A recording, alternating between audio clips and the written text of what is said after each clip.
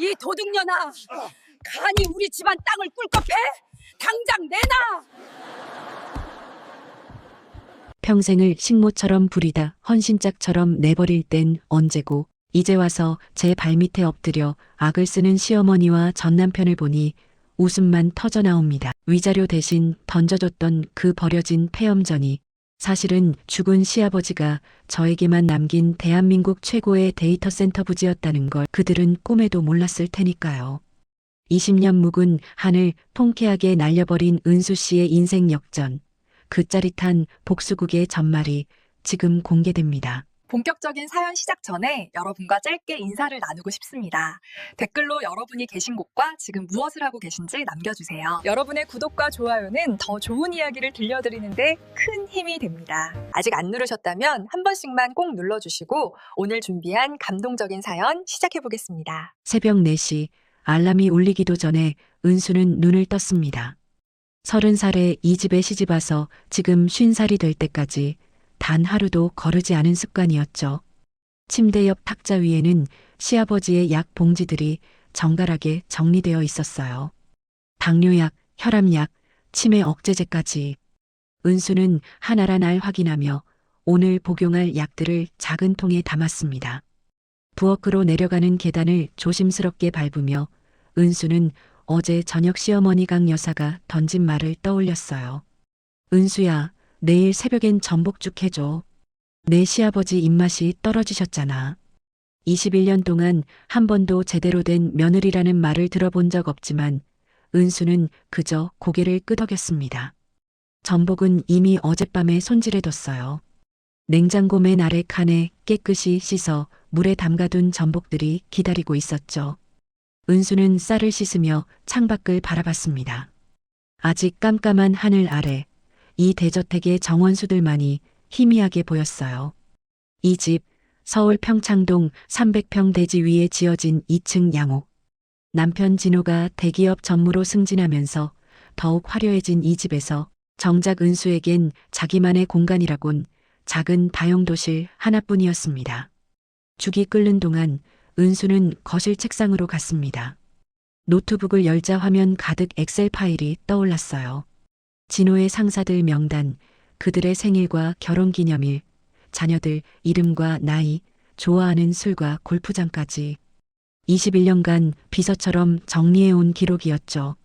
다음 주 부장님 승진 축하 선물은 뭐가 좋을까 고민하다가 은수는 쓴웃음을 지었습니다. 나도 예전엔 비서였는데.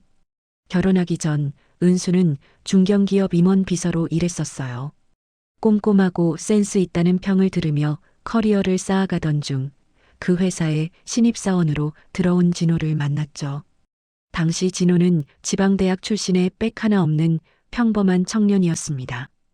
은수보다 2살 어렸지만 악착같이 일하는 모습이 기특해 보였어요. 누나, 저한테 일 가르쳐 주세요. 누나처럼 되고 싶어요. 그렇게 시작된 인연이 연애로, 결혼으로 이어졌습니다. 하지만 결혼 직후부터 달라지기 시작했죠. 진호의 어머니 강 여사는 첫날부터 은수에게 말했어요.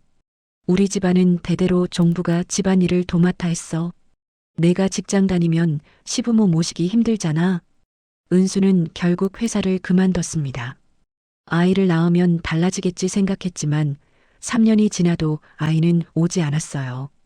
병원에서는 은수 쪽에는 아무 문제가 없다고 했지만 강 여사는 은수만 탓했습니다. 씨가 마른 나무한테 물 줘봤자 소용없지. 그 말을 들을 때마다 은수의 가슴엔 못이 박혔습니다. 하지만 참았어요. 진호가 성공하면 우리 부부만의 보금자리를 마련하면 달라질 거라 믿었죠. 아침 7시 은수는 전복죽 한 그릇을 들고 2층으로 올라갔습니다. 시아버지 방문을 두드리자 안에서 기침소리가 들렸어요. 아버님, 아침 드세요. 문을 열자 시아버지가 침대에 앉아 계셨습니다. 68살 한때 한국전력공사에서 30년을 근무하신 분이었죠. 정년 퇴직 후 5년째 가벼운 치매 증상이 나타나기 시작했어요. 어떤 날은 또렷하게 대화하시다가도 어떤 날은 은수를 알아보지 못하실 때도 있었습니다. 은수야, 오늘은 무슨 요일이지? 화요일이에요, 아버님. 오늘 신문 함께 읽으실까요? 은수는 매일 1시간씩 시아버지와 신문을 읽었습니다. 의사 선생님이 인지 능력 유지에 도움이 된다고 했거든요. 죽을 한 숟가락 떠들이며 은수는 신문을 펼쳤어요. 서해안 개발 계획이 또 나왔네요. 데이터 센터 특구 조성한다는데. 그때 시아버지가 갑자기 은수의 손을 잡았습니다. 떨리는 손이었지만 힘이 느껴졌어요. 은수야. 네, 아버님. 짠물은 눈물만 있는 게 아니란다. 은수는 고개를 갸웃했습니다. 무슨 말씀이신가 여쭤보려는데 시아버지는 이미 딴 생각에 빠져 계셨어요. 은수는 그저 이상한 말씀이시네 생각하며 죽을 계속 떠들였습니다. 아침 9시 강 여사가 거실로 내려왔습니다. 81살임에도 꼿꼿한 자세로 고급 브랜드 옷을 입고 계셨죠. 은수야, 오늘 저녁에 진호회사 부장님 내외분 오신대. 갈비찜 해놔. 네, 어머님. 참, 오늘 내 친정아버지 제사 아니었어? 그건 내가 알아서 해. 난 손님 준비로 바쁘니까. 은수의 손이 멈췄습니다. 아버지 제사날이었어요. 벌써 7년째 은수는 제사날에도 시댁일을 했습니다. 진호는 바쁘다며 번번이 제사에 불참했고 은수 혼자 새벽에 차례상을 차리고 절을 올렸죠. 어머님, 제사 음식만이라도 제가. 손님 접대가 먼저야. 내 친정은 제사도 간소하게 지내잖아. 그냥 과일 몇 개 놓고 빨리 끝내. 은수는 입술을 깨물었습니다. 눈시울이 뜨거워졌지만 눈물은 참았어요. 21년간 익숙해진 일이었으니까요. 저녁 6시 손님들이 도착했습니다. 은수는 정갈하게 차려입고 현관에서 맞이했어요. 어서 오세요. 진호 씨가 항상 부장님 말씀 많이 해요. 허허, 자네 부인 정말 품이 있으시네. 역시 비서 출신이라더니. 진호가 옆에서 웃으며 거들었습니다. 집사람이 제 뒷바라지를 잘해줘서 제가 일에만 집중할 수 있었죠. 은수는 웃으며 고개를 숙였습니다. 하지만 가슴 한구석이 텅 비는 기분이었어요. 집사람. 그게 21년 동안 은수가 가진 유일한 정체성이었습니다. 그날 밤 11시 모든 손님이 돌아가고 설거지를 마친 뒤 은수는 작은 다용도실로 들어갔습니다. 그곳 선반 위에 아버지 사진이 놓여 있었어요. 은수는 사과 한 개와 물 한 잔을 올리고 조용히 절을 했습니다. 아버지, 은수 잘 살고 있어요. 걱정 마세요. 거짓말이었습니다. 하지만 돌아가신 아버지에게까지 걱정을 끼칠 순 없었죠. 은수는 사진 속 아버지의 온화한 미소를 바라보며 눈물을 닦았습니다. 새벽 1시 은수는 침대에 누웠습니다. 옆에선 진호가 코를 골며 자고 있었어요. 은수는 천장을 바라보며 생각했습니다. 내일도 4시에 일어나야지.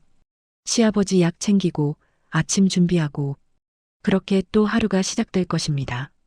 종부보다 더한 비서 며느리로 이름 없이 살아가는 은수의 하루가요. 치매를 앓던 시아버지가 돌아가신 지 한 달 뒤인 2026년 1월 진호의 전무 승진 소식이 발표되었습니다. 49살에 이룬 쾌거였죠. 그날 저녁 강 여사는 집안을 잔치집처럼 꾸몄어요. 우리 아들이 드디어 전무가 됐어. 이제 부사장도 코앞이야. 은수는 묵묵히 음식 준비를 했습니다. 3주 전부터 준비한 승진 축하 파티였어요. 하객 명단 정리부터 케이터링 업체 선정, 답례품까지 모두 은수가 알아서 했죠. 진호의 옷장 앞에서 은수는 한참을 고민했습니다. 이 남색 넥타이가 좋을까 아니면 버건디색이 나을까? 결국 은수는 버건디색 넥타이를 골랐어요. 진호의 피부톤에 가장 잘 어울리는 색이었죠. 넥타이 케이스를 열고 조심스럽게 꺼내는데 안주머니에서 종이 한 장이 떨어졌습니다. 호텔 영수증이었어요. 지난달 15일 강남의 특급 호텔. 스위트룸 이용 내역이 적혀 있었죠. 그날은 진호가 지방 출장 간다고 했던 날이었습니다. 은수의 손이 떨렸습니다. 아니야, 접대용일 거야. 그렇게 생각하려 했지만 가슴 한구석이 무너져 내렸어요. 은수는 영수증을 주머니에 넣고 넥타이를 챙겼습니다. 오늘은 진호의 날이니까요. 저녁 7시 호텔 연회장이 손님들로 가득 찼습니다. 은수는 입구에서 환하게 웃으며 손님들을 맞이했어요. 어서 오세요. 와주셔서 감사합니다. 진호가 단상에 올랐습니다. 은수가 고른 버건디색 넥타이를 맨 모습이 당당해 보였죠. 진호는 연설문을 펼쳤어요. 은수가 사흘밤을 새워 작성한 원고였습니다. 오늘 이 자리에 서기까지 많은 분들의 도움이 있었습니다. 박수 소리가 터져 나왔어요. 진호는 계속 말을 이었습니다. 특히 저를 믿고 지켜봐 주신 회장님, 그리고 함께 일한 동료 여러분께 감사드립니다. 은수는 객석 뒤편에 서서 조용히 듣고 있었습니다. 진호의 입에서 은수 이야기는 한마디도 나오지 않았어요. 21년간 뒷바라지한 아내에 대한 언급은 없었죠. 연설이 끝나고 축하 인사가 이어졌습니다. 은수는 주방과 연회장을 오가며 음식이 제대로 나가는지 확인했어요. 그때였습니다. 어머, 은수 언니 아니세요? 돌아보니 20대 후반으로 보이는 젊은 여자가 서 있었습니다. 화려한 메이크업에 값비싼 드레스를 입고 있었죠. 은수는 잠시 생각했어요. 혹시 저 혜리예요. 언니 기억 안 나세요? 예전에 언니 회사에서 인턴했었잖아요. 혜리. 은수가 회사를 그만두기 직전 짧게 일했던 후배였습니다. 그때 20살이었으니 지금은 28살 정도 되었겠네요. 아, 혜리. 그래, 기억나. 여기는 어쩐 일이야? 혜리는 묘한 미소를 지었습니다. 저도 초대받았어요. 진호 전무님이랑 같은 부서거든요. 은수의 얼굴이 굳었습니다. 진호가 같은 부서 직원 명단을 알려줬을 때 혜리라는 이름은 없었어요. 아니, 있었는데 은수가 못 알아본 걸까요? 언니, 오늘 옷 참 소박하시네요. 전무부인인데 좀 더 화려하게 입으셔도 되는데. 혜리의 말투는 공손했지만 눈빛은 차갑게 빛났습니다. 은수는 자신의 옷을 내려다봤어요. 검은색 원피스에 진주 목걸이. 단정하지만 화려하진 않은 차림이었죠. 난 이게 편해서. 그렇구나. 참 실례할게요. 전무님이 부르시네. 혜리는 힐을 딱딱 소리내며 진호에게로 갔습니다. 진호와 혜리가 나란히 서서 다른 손님들과 이야기하는 모습이 보였어요. 둘 사이의 거리가 너무 가까웠습니다. 은수는 가만히 지켜봤어요. 진호가 혜리에게 뭔가 말할 때마다 혜리는 까르르 웃었죠. 그리고 진호의 팔을 살짝 치는 모습까지. 은수의 가슴이 철렁 내려앉았습니다. 파티가 한창일 때였어요. 혜리가 와인 잔을 들고 은수 쪽으로 걸어왔습니다. 사람이 많아 비좁은 통로였죠. 아, 죄송해요. 혜리의 와인 잔이 기울어지며 은수의 원피스에 와인이 쏟아졌습니다. 빨간 와인이 검은 옷에 번졌어요. 어머, 정말 미안해요, 언니. 제가 실수했네. 혜리는 미안하다고 말했지만 눈은 웃고 있었습니다. 주변 사람들이 웅성거렸어요. 은수는 냅킨으로 옷을 닦으며 말했습니다. 괜찮아. 실수할 수 있지. 언니는 참 착하시네요. 역시 옛날 상사답게 이해심이 많으세요. 혜리는 다시 진호에게로 갔습니다. 은수는 화장실로 향했어요. 거울 앞에 선 은수의 얼굴은 창백했습니다. 와인 얼룩이 번진 옷을 보며 은수는 알 수 있었어요. 이건 실수가 아니었습니다. 파티가 끝난 밤 11시, 진호와 은수는 차에 탔습니다. 운전석에 앉은 진호는 넥타이를 풀며 한숨을 쉬었어요. 오늘 고생 많았어. 응. 파티 잘 됐던 것 같아. 그래. 다들 만족해했어. 잠시 침묵이 흘렀습니다. 은수는 조심스럽게 입을 열었어요. 혜리라는 직원, 같은 부서야? 진호의 손이 멈췄습니다. 응. 3개월 전에 들어온 신입이야. 일 잘해. 나랑 예전에 같은 회사에서 일했었대. 그래. 몰랐네. 진호의 목소리가 무심했습니다. 은수는 더 묻고 싶었지만 참았어요. 대신 다른 질문을 했습니다. 지난달 15일 지방 출장 갔었지? 진호의 어깨가 굳어졌습니다. 왜?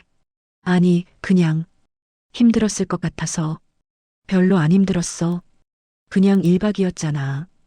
은수는 창밖을 바라봤습니다. 진호는 거짓말을 하고 있었어요. 지방 출장이 아니라 서울에 있었다는 걸 은수는 이미 알고 있었죠. 집에 도착해서도 진호는 은수와 눈을 마주치지 않았습니다. 샤워를 하고 침대에 누운 진호는 등을 돌렸어요. 은수는 어둠 속에서 천장을 바라봤습니다. 다음 날 새벽 진호가 먼저 일어나 준비를 했습니다. 출근 시간보다 2시간이나 빠른 6시였어요. 은수도 따라 일어났습니다. 아침 먹고 가. 아니, 회사 가서 먹을게. 진호는 서둘러 현관으로 나갔습니다. 그때 진호의 휴대폰에서 알림음이 울렸어요. 진호가 재빨리 확인하고는 얼굴이 밝아졌습니다. 그럼 다녀올게. 문이 닫히고 은수는 홀로 남았습니다. 거실 소파에 앉아 있는데 진호가 놓고 간 명함 케이스가 보였어요. 은수는 케이스를 열었습니다. 명함들 사이에 작은 쪽지가 끼어 있었죠.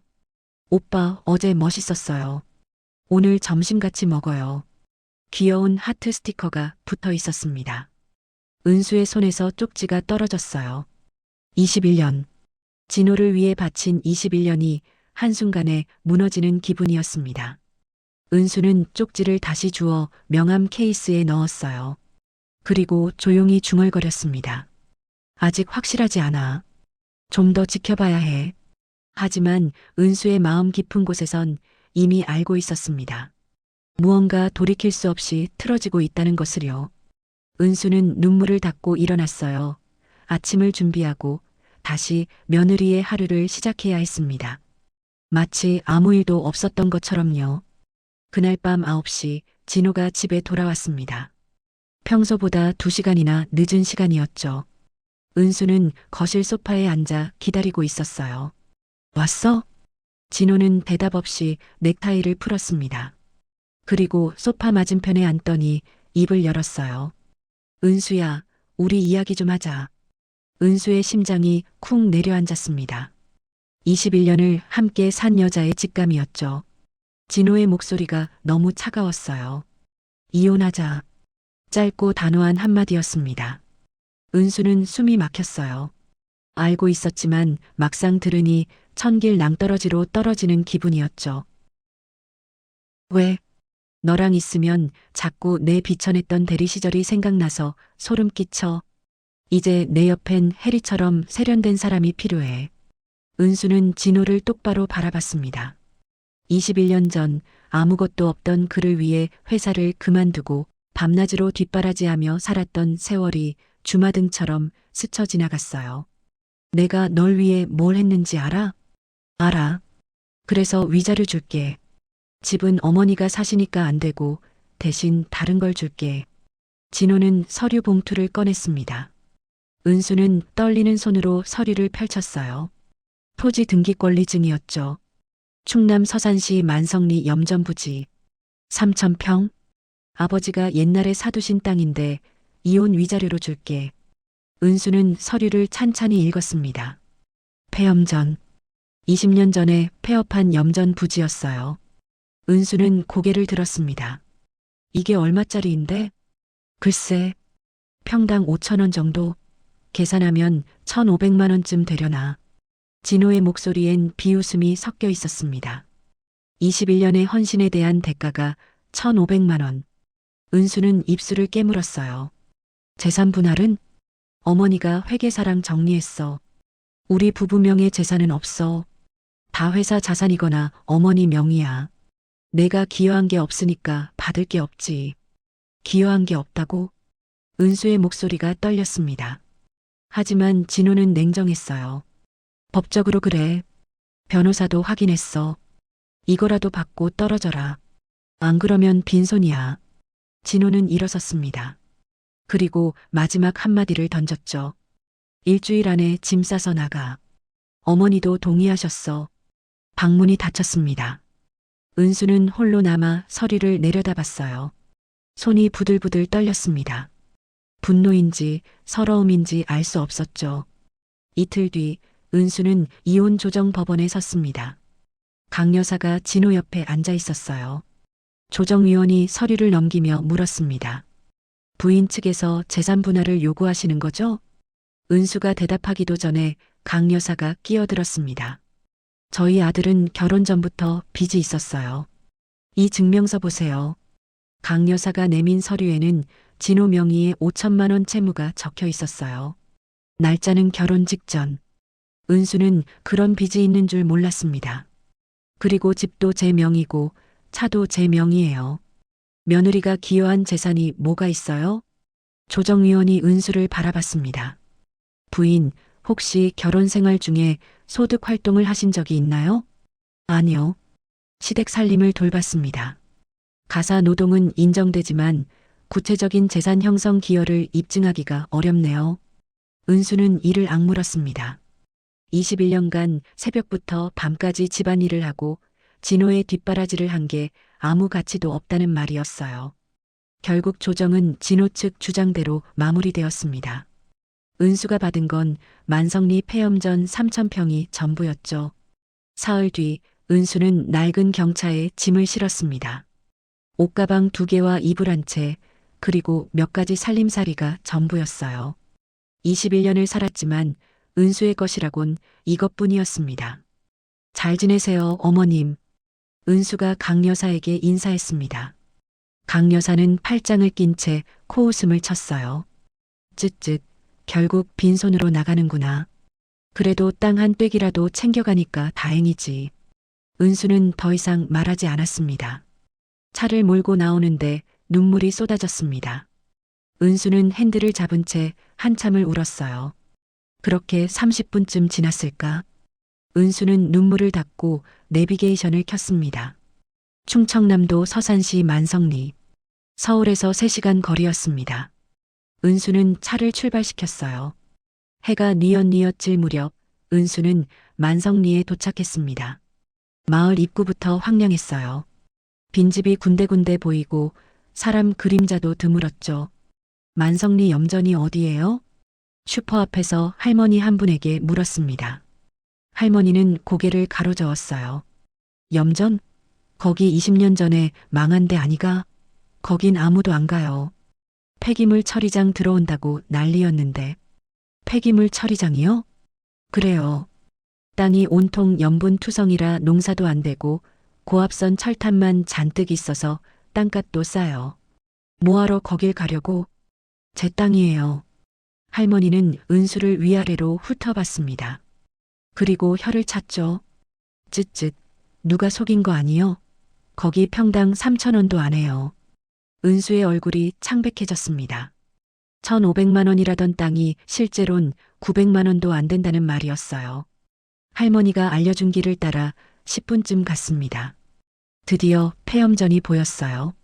널찍한 땅이었지만 잡초만 무성했습니다. 곳곳에 쓰레기가 버려져 있고 소금기 때문인지 땅이 하얗게 갈라져 있었죠. 그 한가운데 낡은 가건물이 하나 서 있었습니다. 컨테이너를 개조한 듯한 건물이었어요. 은수는 차에서 내려 가건물로 걸어갔습니다. 문을 열자 곰팡이 냄새가 코를 찔렀죠. 좁은 방 하나와 화장실, 그게 전부였습니다. 전기도 들어오지 않았어요. 은수는 바닥에 주저앉았습니다. 21년간 살던 300평 저택에서 이 좁은 컨테이너로 은수는 웃음이 나왔습니다. 비참한 웃음이었죠. 밤이 되자 사방이 칠흑 같았습니다. 은수는 차에서 손전등을 꺼내 불을 켰어요. 짐을 풀 기력도 없었습니다. 그저 벽에 기댄 채 앉아있을 뿐이었죠. 그때 밖에서 바람소리가 들렸습니다. 세찬 바람이 가건물을 흔들었어요. 철컥철컥 지붕의 철판이 떨어질 듯 요란했습니다. 은수는 무릎을 끌어안았어요. 시아버지. 은수는 시아버지를 떠올렸습니다. 항상 은수에게만 따뜻했던 시아버지. 그분이 남긴 땅이 이렇게 쓸모없는 곳일 리 없다고 믿고 싶었어요. 짠물은 눈물만 있는 게 아니란다. 시아버지의 마지막 말이 귓가에 맴돌았습니다.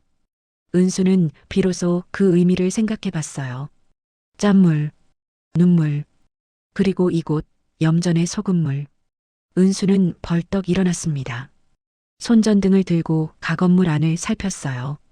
먼지 쌓인 선반, 녹슨 철제 상자, 그리고 벽장. 은수는 벽장 문을 열었습니다. 낡은 나무 상자가 하나 있었어요. 자물쇠가 채워져 있었지만 녹이 슬어 쉽게 부러졌습니다. 은수가 상자를 열었을 때 안에서 낡은 공책 하나가 나왔어요. 시아버지의 일기장이었습니다. 은수는 떨리는 손으로 일기장을 펼쳤습니다. 손전등 불빛 아래 시아버지의 또박또박한 글씨가 보였어요. 첫 장 날짜는 2016년 3월 12일이었습니다. 10년 전이었죠. 오늘 의사 선생님께 진단을 받았다. 치매 초기. 몇 년 남지 않았다는 말에 가슴이 철렁했다. 하지만 정신이 또렷한 지금 해야 할 일이 있다. 은수는 숨을 죽이고 다음 장을 넘겼습니다. 진호는 애비의 욕심을 닮아 파멸할 게 뻔하다. 어릴 적부터 보였다. 남의 것을 탐하고 약한 사람을 무시하는 성품. 내가 잘못 키운 탓이다. 은수의 눈시울이 뜨거워졌습니다. 시아버지는 이미 알고 계셨던 거예요. 하지만 며느리 은수는 다르다. 30년을 전력공사에서 일하며 수많은 사람을 봤지만 은수처럼 진실한 사람은 드물었다. 오직 너만이 이 가문의 대를 이을 그릇이다. 은수는 일기장을 가슴에 안았습니다. 시아버지의 따뜻한 목소리가 들리는 것 같았어요. 은수는 다시 일기장을 펼쳤습니다. 2017년 8월 5일 일기였습니다. 오늘 만성리 염전을 샀다. 3,000평에 1,000만 원. 마누라가 미쳤다고 했지만 이건 도박이 아니다. 30년간 대한민국 전력망을 설계하며 내가 본 미래다. 은수는 고개를 갸웃했습니다. 염전이 무슨 미래라는 걸까요? 다음 장을 넘겼어요. 이곳은 서해안 해저 케이블의 종착점이다. 지금은 아무도 모르지만 10년 후면 달라질 것이다. 인공지능 시대가 온다. 그리고 인공지능은 엄청난 전력을 필요로 한다. 은수의 심장이 빨리 뛰기 시작했습니다. 계속 읽었어요. 데이터 센터, 미래의 금맥이다. 하지만 데이터 센터는 막대한 전력 없이는 운영할 수 없다. 초고압 직류 송전, HVDC 방식이 핵심이 될 것이다. 그리고 그 전력선이 닿는 곳이 바로 이곳, 만성리다. 은수는 일기장을 내려놓고 생각했습니다. 시아버지는 한국전력공사에서 30년간 송전망 설계를 담당하셨어요. 대한민국 전력 지도를 누구보다 잘 아는 분이셨죠. 다음 일기를 읽었습니다. 2018년 6월 20일이었어요. 정부에서 서해안 풍력 발전 단지 계획을 발표했다. 내 예상이 맞아떨어지고 있다.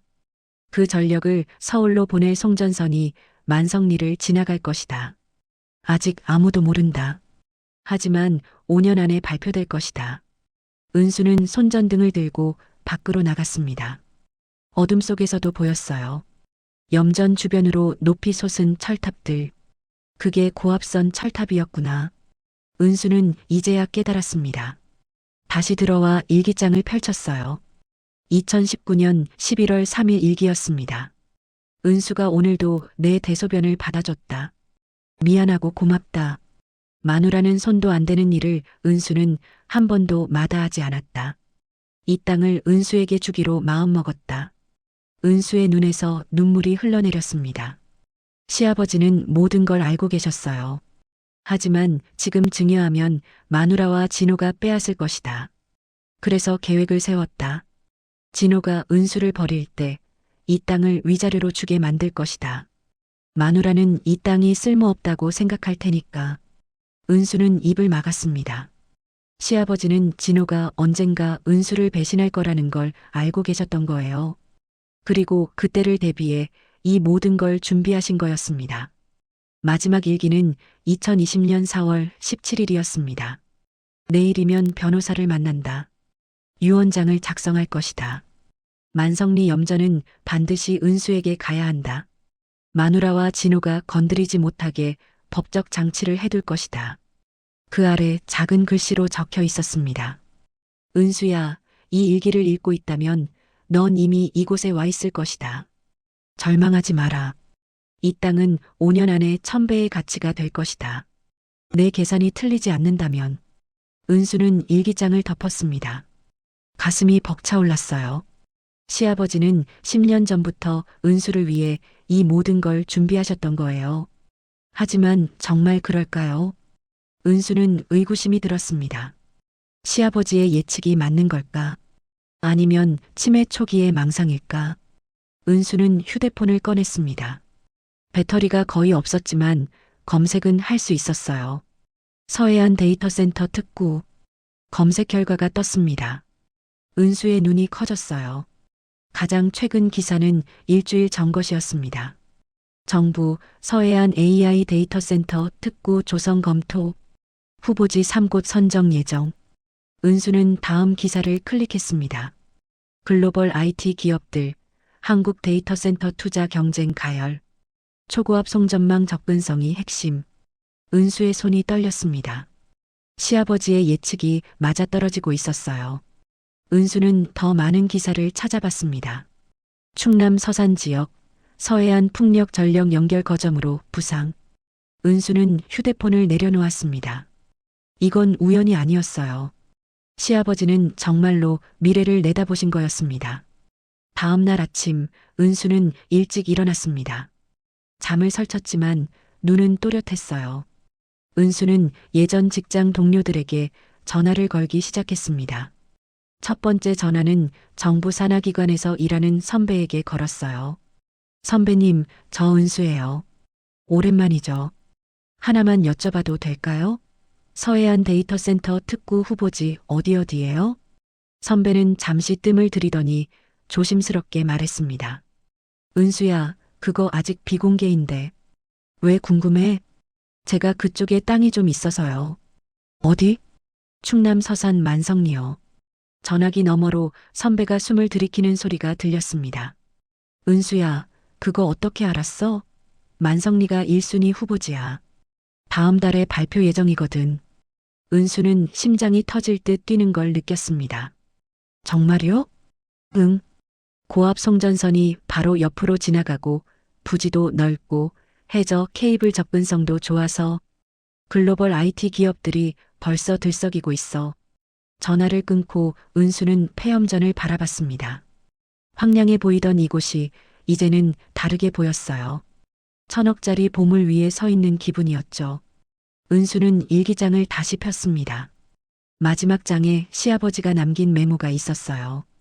은수야, 너는 오랫동안 비서로 일했다. 그 경험을 살려라. 인맥을 활용하고 계획을 세우고 냉정하게 움직여라. 넌 할 수 있다. 은수는 고개를 끄덕였습니다. 그리고 거울을 봤어요. 51살 여자의 얼굴이 비쳤습니다. 은수는 결심했어요. 이제 내 인생을 살 거야. 은수는 가위를 꺼냈습니다. 그리고 긴 머리카락을 잘랐어요. 가위질을 할 때마다 과거가 떨어져 나가는 기분이었습니다. 21년간 며느리로 살았던 은수는 이제 없었어요. 짧아진 머리를 만지며 은수는 미소 지었습니다. 거울 속 여자는 더 이상 비서 며느리가 아니었어요. 사업가 은수였습니다. 은수는 노트북을 펼쳤습니다. 예전에 사용하던 엑셀 파일을 열었어요. 그곳엔 수백 명의 인맥 리스트가 정리되어 있었습니다. 은수는 하나하나 살펴보며 체크 표시를 했죠. 이제 시작이야. 은수의 눈빛이 달라져 있었습니다. 2개월이 흘렀습니다. 은수는 폐염전 가건물에서 매일 밤을 새웠어요.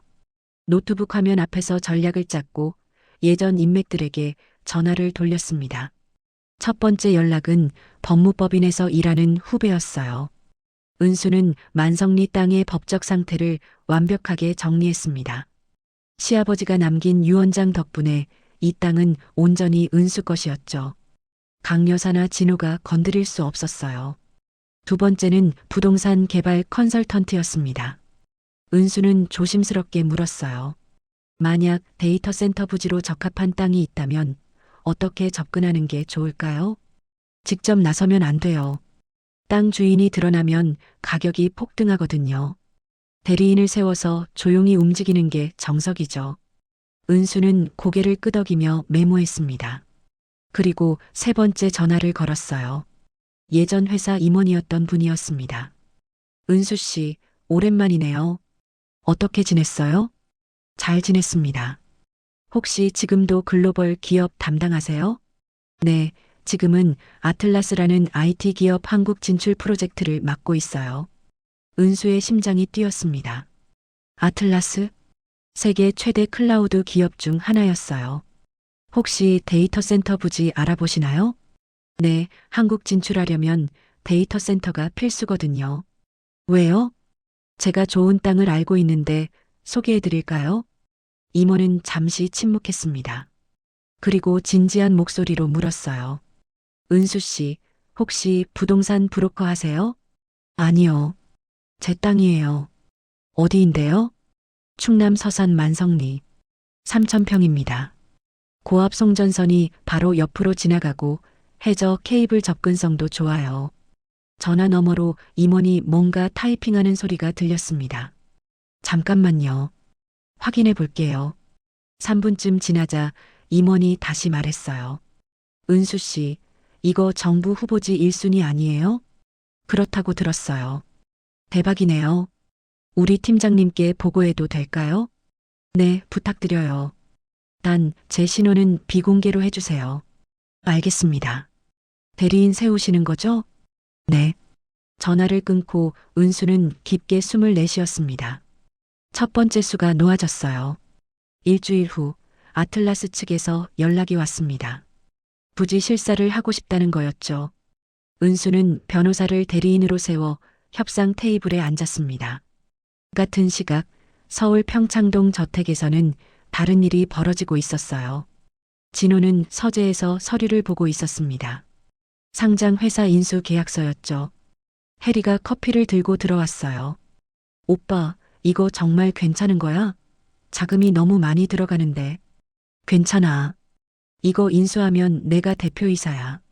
부사장 따위 필요 없지. 진호의 눈은 욕심으로 빛나고 있었습니다. 해리는 불안한 표정을 지었지만 아무 말도 하지 않았어요. 근데 오빠, 그 폐염전은 어떻게 됐어? 은수 언니한테 준 거. 그거 쓰레기 땅이야. 어차피 아무 가치도 없어. 진호는 코웃음을 쳤습니다. 해리는 휴대폰을 보며 말했어요. 근데 뉴스 봤어? 서산 쪽에 데이터 센터 들어온대. 그게 우리랑 무슨 상관이야. 그 동네는 넓잖아. 진호는 관심 없다는 듯 서류를 계속 봤습니다. 그로부터 2주일 후 진호에게 전화가 왔습니다. 은행 담당자였어요. 전무님, 대출 심사 결과가 나왔습니다. 어떻게 됐어요? 죄송합니다만 부결되었습니다. 담보 가치가 부족하다고. 진호의 얼굴이 굳었습니다. 상장사 인수 자금으로 필요한 200억 원을 대출받지 못한 거였어요. 다른 은행은요? 전부 알아봤는데 어렵다고 합니다. 전화를 끊고 진호는 머리를 쥐어뜯었습니다. 계약금으로 이미 50억 원을 넣었는데 잔금을 치르지 못하면 계약금을 날리는 거였죠. 그때 해리가 들어왔습니다. 오빠, 내가 해결책을 찾았어. 뭔데? 그 만성리 땅 말이야. 거기 쓰레기 매립장 들어온대. 진호의 눈이 빛났습니다. 정말? 응. 내 친구가 환경부에서 일하는데 거기가 후보지래. 토지 주인한테 매립 수수료를 주니까 돈이 된대. 진호는 벌떡 일어났어요. 은수한테 전화해봐야겠어. 진호는 휴대폰을 꺼내 은수에게 전화를 걸었습니다. 한참 후에 은수가 받았어요. 왜 전화했어? 은수야, 그 땅 말인데. 세금 많이 나오지? 내가 사줄게. 은수는 픽 웃었습니다. 얼마 줄 건데? 2천만 원. 원래 가격보다 비싸게 쳐주는 거야. 됐어. 뭐? 난 그 땅 팔 생각 없어. 야, 내가 가지고 있어봤자 손해야. 빨리 팔아. 은수의 목소리가 차갑게 식었습니다. 진호 씨, 내일에 신경 끄세요. 우린 이미 남이잖아요. 지금 뭐라고? 은수는 전화를 끊었습니다. 진호는 휴대폰을 노려봤어요. 감히 나한테. 해리가 진호의 어깨를 두드렸습니다. 오빠, 진정해. 다른 방법을 찾으면 되잖아. 하지만 진호의 얼굴은 일그러져 있었습니다. 그날 밤 은수는 아틀라스 측과 최종 협상을 했습니다. 화상회의였죠. 변호사가 대리인으로 나섰지만 은수도 화면 밖에서 듣고 있었어요. 땅 주인분은 얼마를 원하시나요? 변호사는 은수가 건넨 메모를 봤습니다. 평당 4천만 원입니다. 3,000평이면 1,200억 원이네요. 네. 상대방 협상가가 잠시 동료들과 이야기를 나눴습니다. 그리고 고개를 끄덕였어요. 좋습니다. 단 3개월 안에 정부 승인이 나야 한다는 조건을 달겠습니다.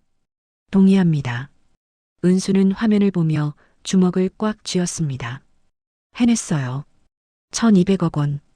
평생 상상도 못했던 돈이었죠. 회의가 끝나고 변호사가 은수에게 말했습니다. 축하드립니다. 정말 대단하세요. 고맙습니다. 그런데 한 가지 부탁이 있어요. 뭔데요? 제 전 남편 진호 씨라고 혹시 요즘 회사에서 어떻게 지내는지 알 수 있을까요? 변호사는 잠시 생각하더니 고개를 끄덕였습니다. 제 동기가 그 회사 법무팀에 있어요. 알아볼게요. 이틀 후 변호사에게서 연락이 왔습니다. 은수 씨, 진호 씨 지금 큰일 났대요. 상장사 인수하려다가 자금난에 빠졌답니다. 200억 원이 부족한데 어디서도 빌릴 수가 없대요. 은수는 미소를 지었습니다. 차갑지만 만족스러운 미소였어요. 그렇군요. 잘 됐네요. 은수는 창밖을 바라봤습니다. 폐염전 너머로 해가 지고 있었어요. 붉은 노을이 아름다웠습니다. 은수는 중얼거렸죠. 시아버지, 제가 이제 제 인생을 찾았어요.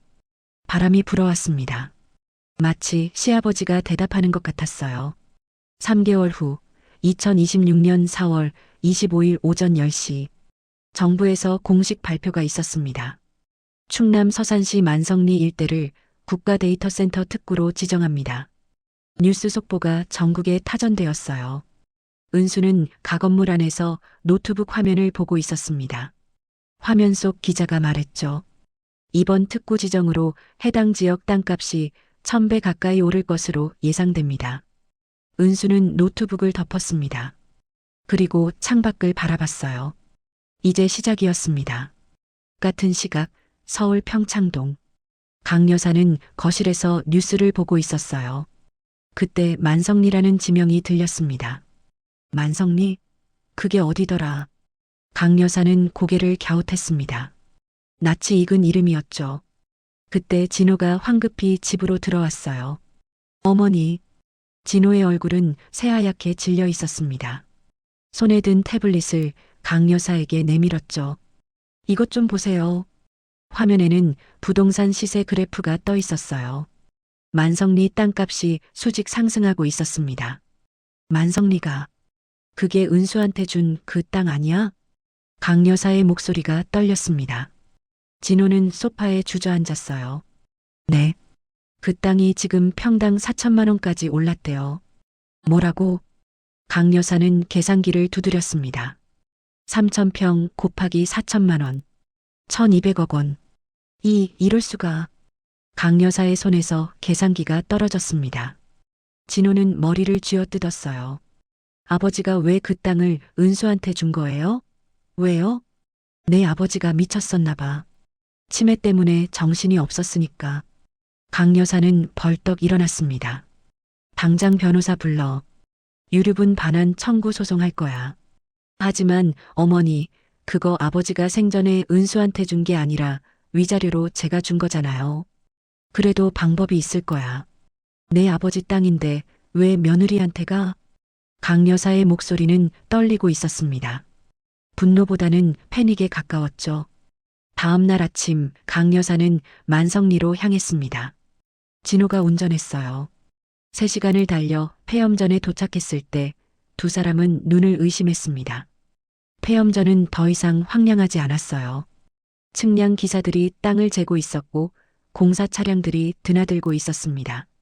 가건물 옆에는 새로운 컨테이너 사무실이 세워져 있었죠. 저게 뭐야?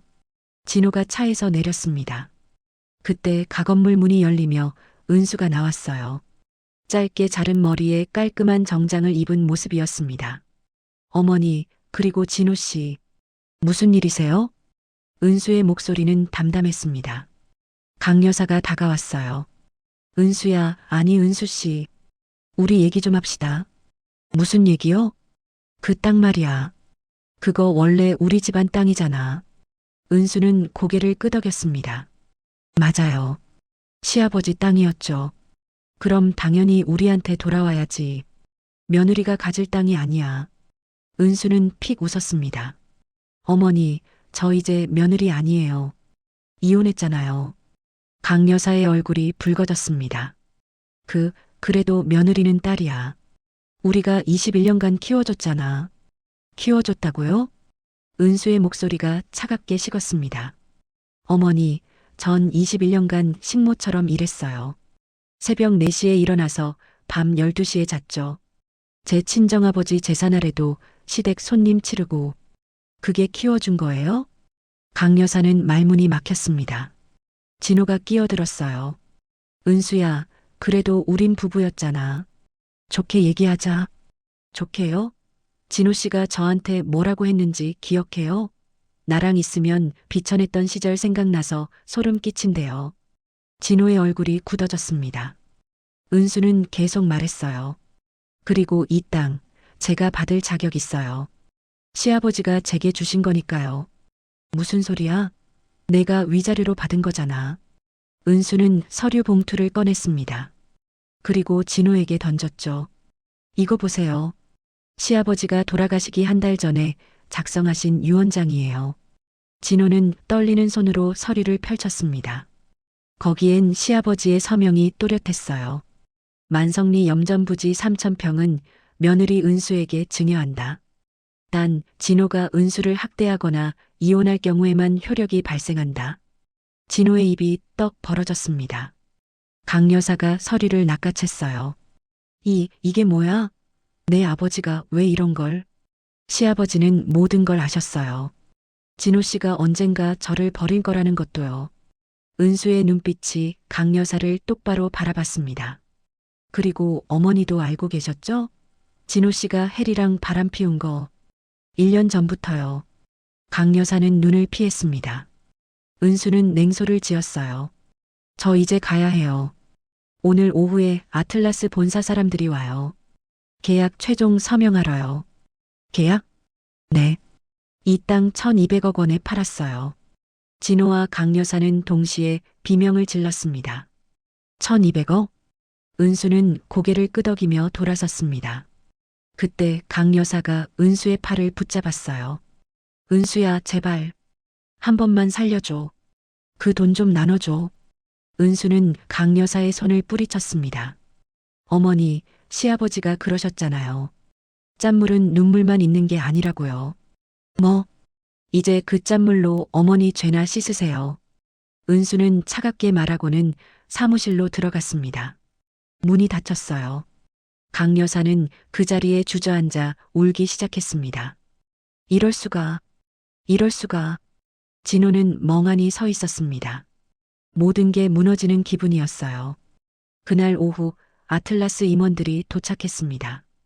계약서에 서명이 오갔죠. 은수는 마지막 장에 사인을 했어요.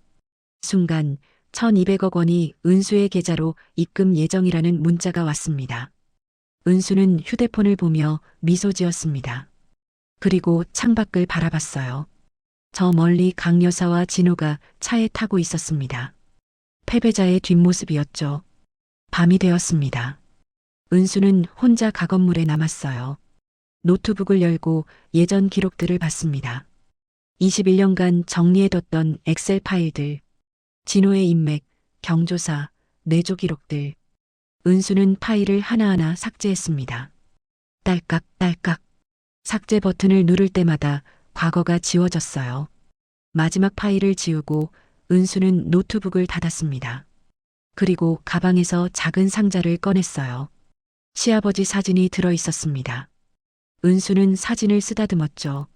아버님, 감사해요. 저한테 새로운 인생을 주셔서. 바람이 창문을 두드렸습니다. 은수는 사진을 가슴에 안았어요. 한편 서울로 돌아온 진호는 해리와 심하게 다투고 있었습니다. 오빠가 멍청해서 그렇지. 왜 그 땅을 확인도 안 하고 줘버린 거야? 내가 쓰레기 매립장 들어온다고 했잖아. 내가 언제? 난 그냥 친구한테 들은 얘기한 것뿐이야. 두 사람의 목소리는 점점 커졌습니다. 그리고 결국 해리가 소리쳤어요. 난 이제 오빠랑 못 있겠어. 돈도 없는 주제에. 해리는 짐을 싸서 나가버렸습니다. 진호는 텅 빈 집에 혼자 남았죠. 그는 창밖을 바라봤습니다. 한때 자신의 것이었던 모든 것들이 사라지고 있었어요. 3개월 후 2026년 7월 28일 만성리 폐염전 자리에는 거대한 현수막이 걸려 있었습니다. 아틀라스 코리아 데이터 센터 착공식. 오전 11시 행사장에는 정부 인사들과 기업 임원들이 가득 모였어요. 100여 명이 넘는 하객들이었죠. 은수는 단상 옆 귀빈석에 앉아 있었습니다.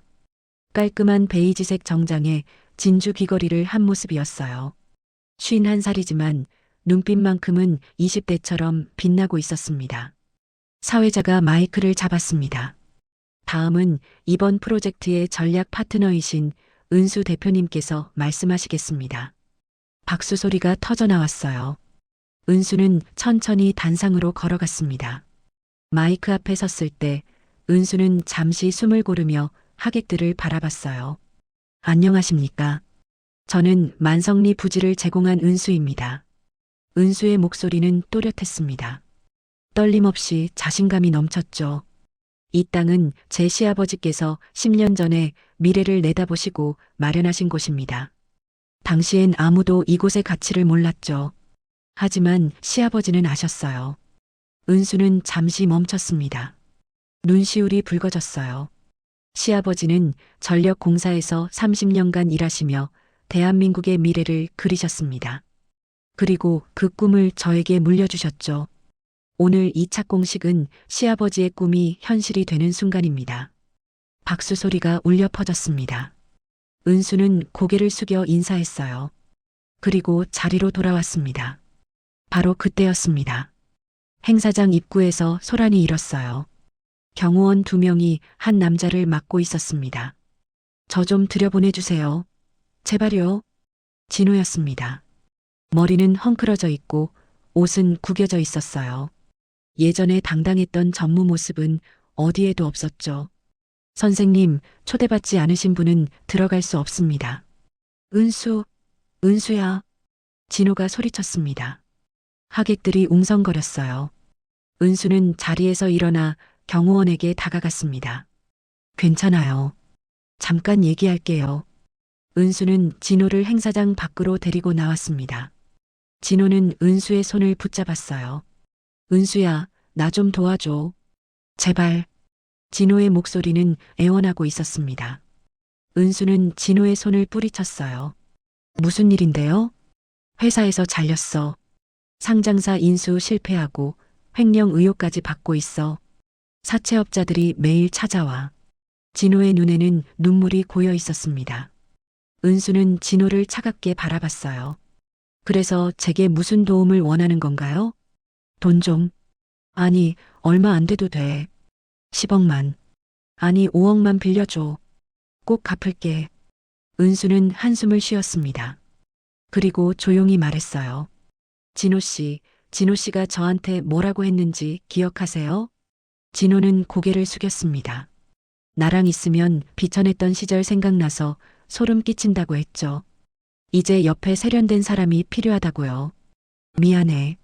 정말 미안해. 미안하다고 다 되나요? 21년이에요. 21년간 저는 진호 씨 뒷바라지만 했어요. 제 꿈도 제 인생도 다 버리고요. 은수의 목소리가 떨렸습니다. 하지만 눈물은 흘리지 않았어요. 진호 씨는 저를 식모 취급했죠.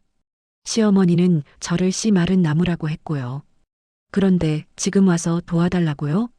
진호는 무릎을 꿇었습니다. 행사장 입구에서 하객들이 쳐다보고 있었지만 진호는 아랑곳하지 않았어요. 제발, 한 번만 살려줘. 은수는 진호를 내려다봤습니다.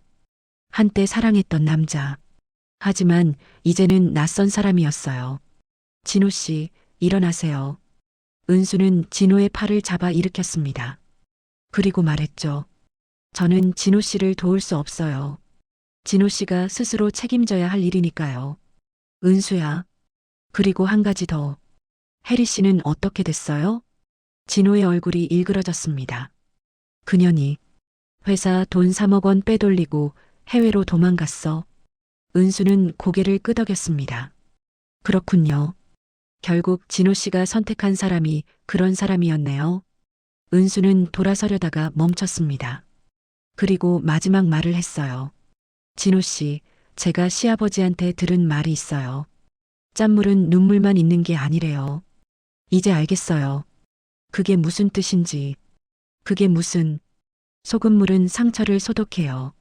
아프지만 결국 낫게 만들죠. 진호 씨도 이 고통을 통해 나아지길 바랄게요. 은수는 행사장 안으로 들어갔습니다. 문이 닫혔어요. 진호는 그 자리에 멍하니 서 있었습니다. 행사가 끝나고 저녁 6시 은수는 평창동 저택을 찾아갔습니다. 마지막으로 강 여사를 만나러 온 거였어요. 초인종을 눌렀습니다. 한참 후에 강 여사가 문을 열었어요. 81살 노인의 얼굴은 헬쑥했습니다. 누구? 아, 은수. 어머님, 들어가도 될까요?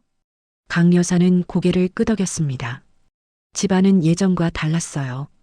가구들이 많이 사라져 있었고 먼지가 쌓여 있었죠. 집사님들은요?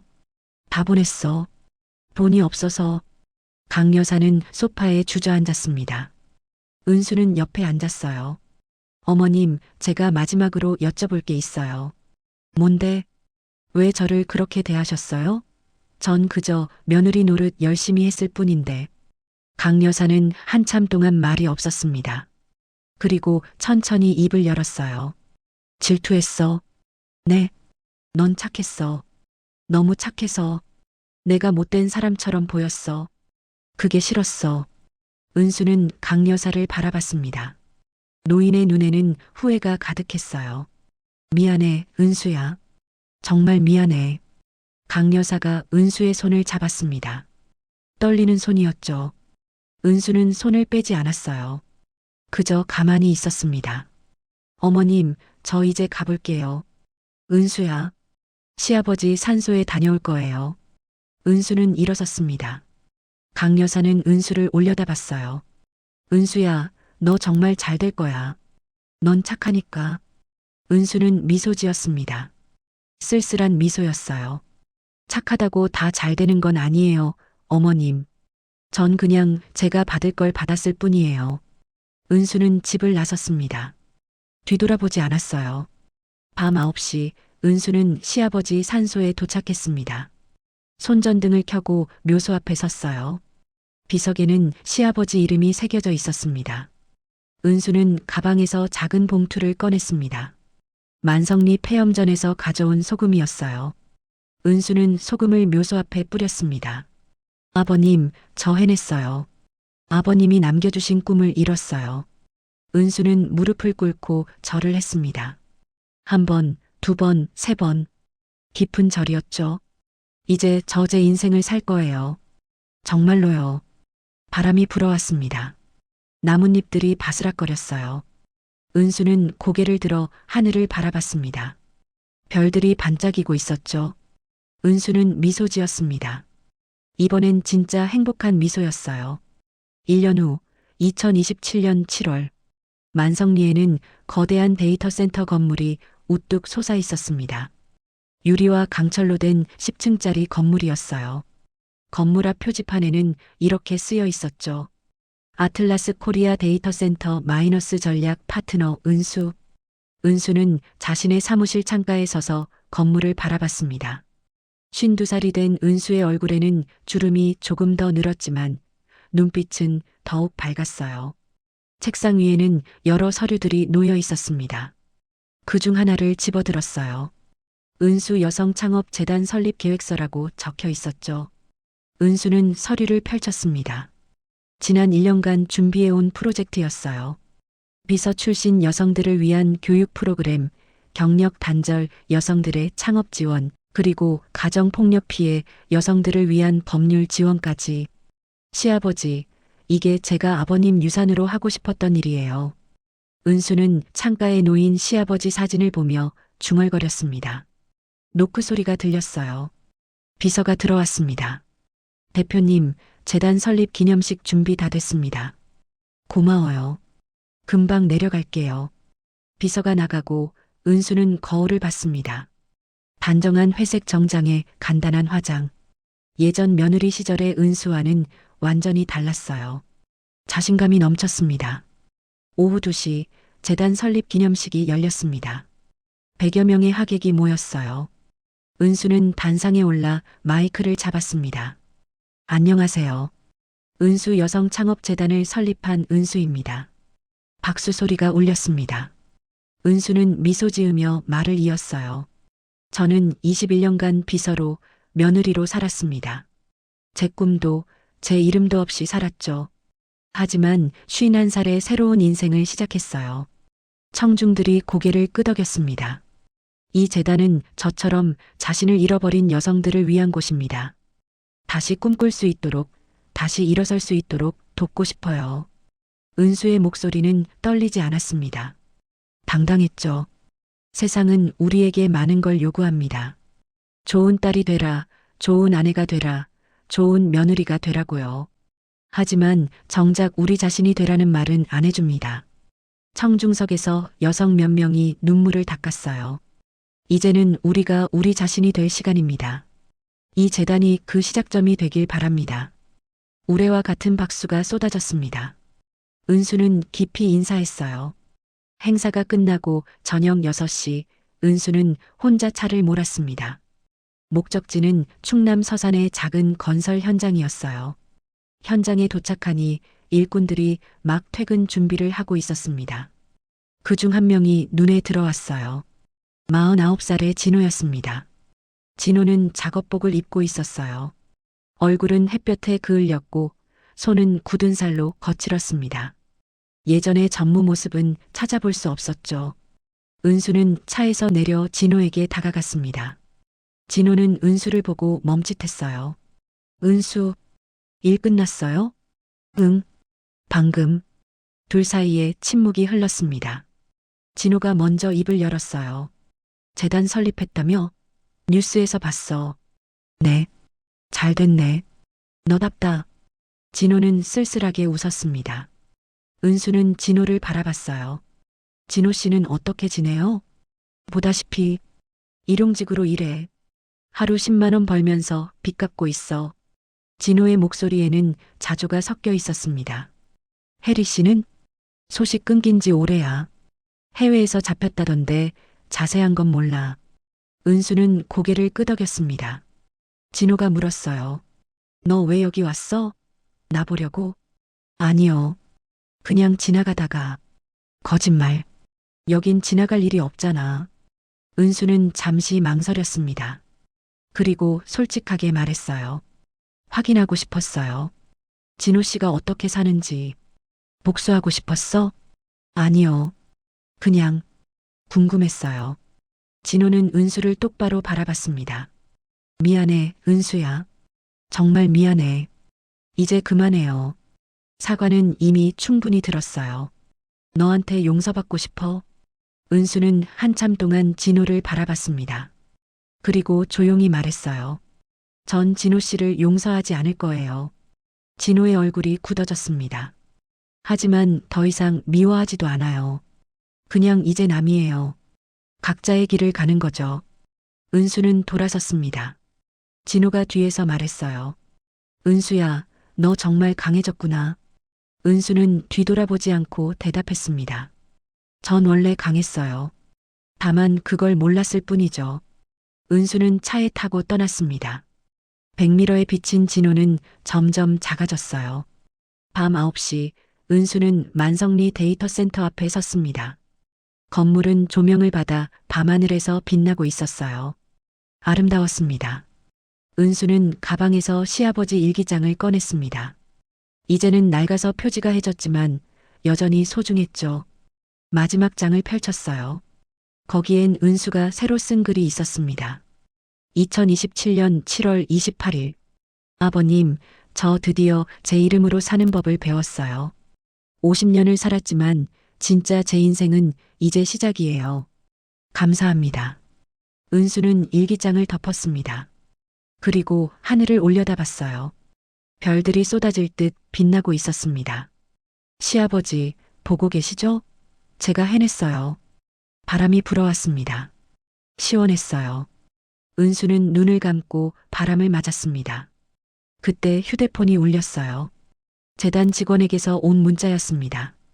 대표님, 창업 지원 신청자가 벌써 500명이 넘었어요. 대박이에요. 은수는 미소 지었습니다. 그리고 답장을 보냈죠. 내일 회의 잡아요. 한 분 한 분 꼼꼼히 검토할 거예요. 은수는 휴대폰을 주머니에 넣고 다시 건물을 바라봤습니다. 이 건물이 서 있는 자리가 바로 폐염전이었어요. 한때 버려진 땅, 쓸모없다고 여겨졌던 곳. 하지만 이제는 수천 명에게 일자리를 주고 대한민국 디지털 혁명의 중심이 된 곳이었습니다. 은수는 생각했어요. 사람도 마찬가지가 아닐까? 버려졌다고 쓸모없다고 여겨진 사람도 언젠가는 빛을 발할 수 있다고. 나처럼. 은수는 중얼거렸습니다. 그리고 차에 탔어요. 이제 집으로 돌아갈 시간이었습니다. 서울 한남동에 산 은수의 새 집. 60평짜리 아파트였죠. 혼자 사는 집이었지만 외롭지 않았어요. 은수에게는 할 일이 너무 많았으니까요. 차를 몰며 은수는 라디오를 켰습니다. 밤 음악이 흘러나왔어요. 잔잔한 피아노 선율이었죠. 은수는 콧노래를 흥얼거렸습니다. 그리고 미소 지었어요. 진짜 행복한 미소였습니다. 52살 은수의 새로운 인생은 이제 막 꽃을 피우기 시작했습니다. 그리고 그 꽃은 앞으로도 오래오래 아름답게 필 거예요. 21년간 잃어버렸던 자신을 되찾은 은수. 이제 그녀는 누구의 며느리도 누구의 아내도 아닌 오직 은수 그 자신이었습니다. 그리고 그게 가장 아름다운 모습이었어요. 오늘도 함께 해주셔서 감사합니다. 구독과 좋아요, 그리고 여러분의 감상을 남겨주시면 더 많은 이야기로 찾아오겠습니다.